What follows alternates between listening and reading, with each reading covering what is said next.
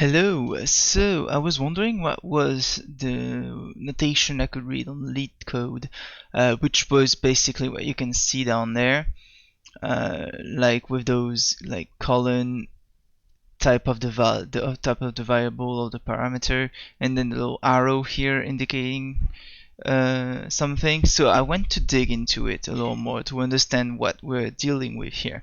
And so what I understood is that it comes from a difference between languages. Basically, you have two kinds of languages. You have languages like Python, where the code is typed dynamically, and code like C, which is typed statically. So what does that mean? Well, in Python, if I declare a variable a, and this variable is a string hello, then when I print my type of a, it's going to be a string, right? But then if I assign 5 to that same variable, now its type is going to be an integer. And so whatever you do, Python is going to understand what the value is and adapt it so that it knows, like, okay, this variable can do whatever a string can do, it can do whatever an integer can do, a float, etc. So it does it for you. In other languages which are statically typed, you are going to declare what the variable is beforehand, so that at any point, if you want to associate the variable to something that's not the good type, it's going to raise an error. So it's just a way of working with variables that's completely different between those different languages. There's no better way. But it makes some people enjoy for the readability, understandability of your code, and to be able to maybe work with it better, to still declare what is the type of your variables. And so you can write it this way, which is colon str for a string, colon integer, colon anything, but you're not going to lock your variable. Python is still dynamic. So here you can see the two last ones are the class string and integer, even if I declared it as a string both times. And so it's mainly a way for you to make things clearer, and then you get to the next layer, which is inside a function. And here you can also say that it's useless, because you could run your function and the error that's going to be raised is the error that would be raised anyway. But if your function still goes through, you might have, thanks to your IDE, a way of seeing that, oh yeah, here it wasn't integers, it was strings, but it still happened correctly. But at least I know. So what's the structure of this? So you're gonna have, defining your function foo, and this function is gonna take welc for welcome variable, which is a string that is going to be by default hello, and then it's going to take a variable, a parameter that's name, and that's a string too. And what we're going to output is welc plus name, which is a string, so we're going to indicate here with this little arrow. So from what I understand, this arrow doesn't do anything either. It's also just a declaration of, like, the output of my function is this. If it wasn't, it would still work. So let's try this function foo. Oh, my bad. Let's start this way.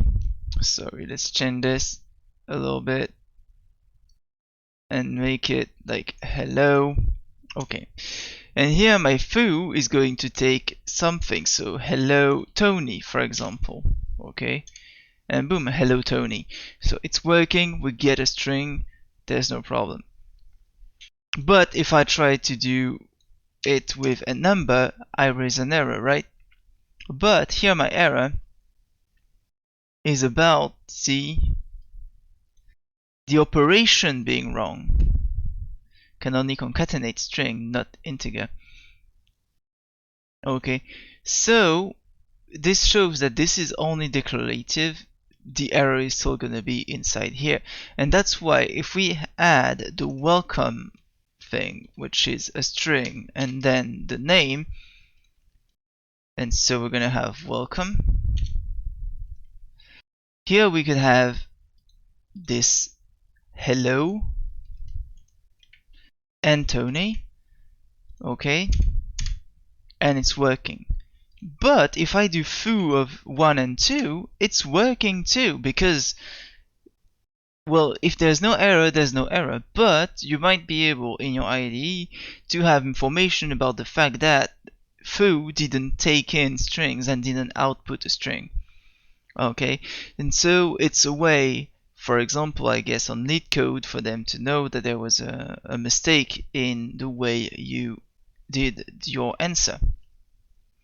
So this is basically what I got from that, and then I came across where you can go with those things, and it comes with the union structure. So union is used by importing typing from the union from the typing package, sorry, and it works like so. In my new function foo fighter, I'm going to have a first parameter, which is the object, and this object is going to be either a list or a dictionary, okay? And the union keyword here is basically just making the link between those two and saying either one or the other, which is like the Python keyword or, but you cannot use it in this structure. And then you're going to have an amount. This amount is going to be either an integer or a float, okay? And it's basically going to be 1 if nothing's inserted in my function. The output is expected to be a string. And so what I'm going to do here is that for every element in my object, I'm going to print the element times the amount. Okay, just basic, easy stuff. And let's try it out here. So we're going to have a small list of hello and ciao, and hello and ciao are going to be printed 2 times each, and we get it. Okay, it's working. This is a list, so we're within the union. And now let's say that I'm gonna have just hello and ciao as a list alone. Well, I can still declare my default value just like I always do as 1, and so it's gonna work, and I'm gonna have 1 hello and 1 ciao. But now let's try, just to be sure, to work with a dictionary. And we're gonna have it here. I don't even know why I duplicated my foo fighter function here. And it's still working. Well, this is more of a set than a dictionary, but what is a set if not a dictionary without values? So I don't think it's that important of a detail. Okay, so this is like basic stuff about union.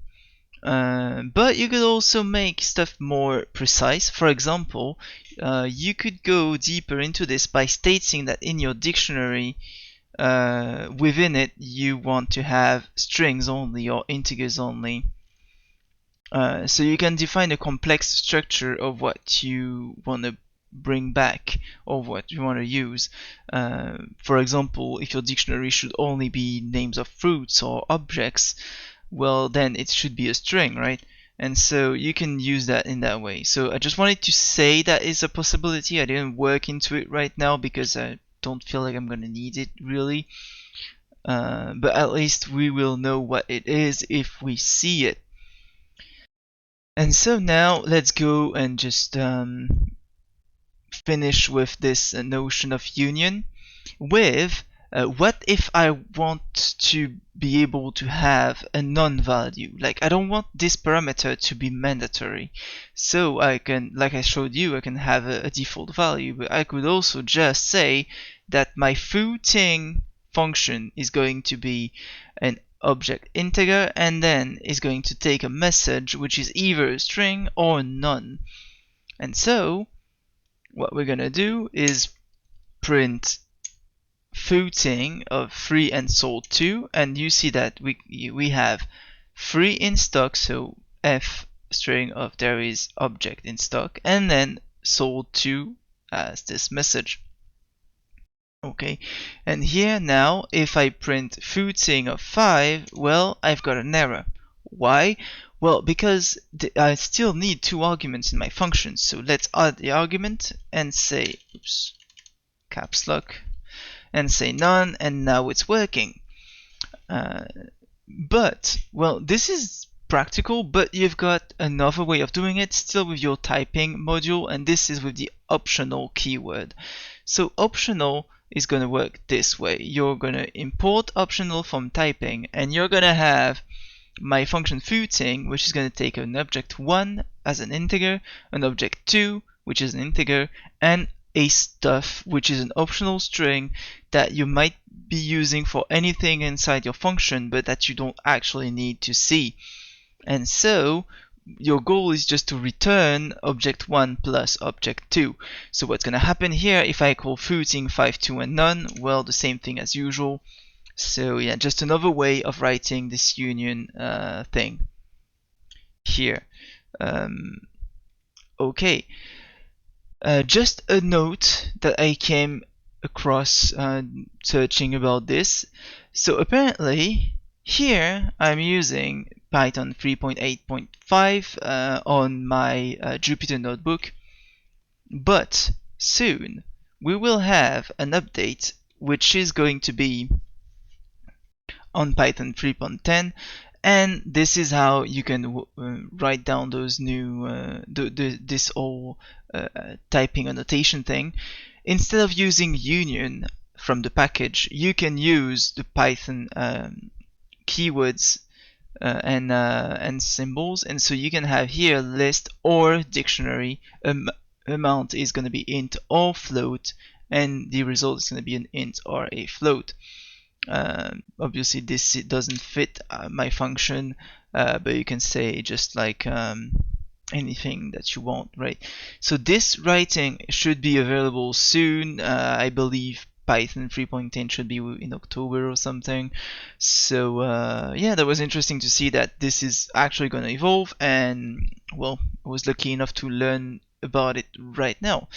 So that's it for this concept. I don't know how useful it's gonna be, but at least if you come across it, you will know. Now I will know, and maybe at some point it's gonna be useful for me, especially if I try to get into projects online and open source projects maybe.